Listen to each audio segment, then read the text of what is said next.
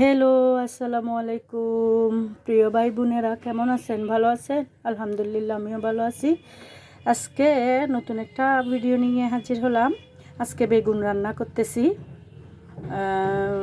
চুরি শুটকি আর লইট্টে শুটকি দিয়ে বেগুন, সিম, আলু রান্না করতেছি।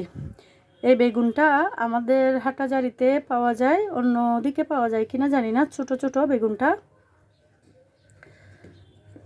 ছোট বেগুনটা ফুতো বেগুন বলে পরিচিত আমাদের হাটাজারিতে।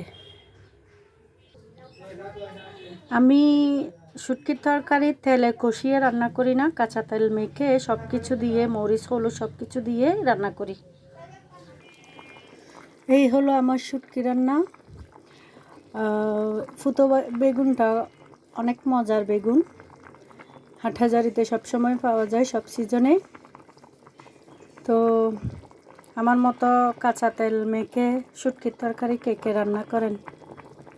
সবাই ভালো থাকবেন। প্রিয় আপুরা ভাইয়েরা, সবাই আমার ভিডিও দেখে ভালো লাগলে পেজটা ফলো দিবেন।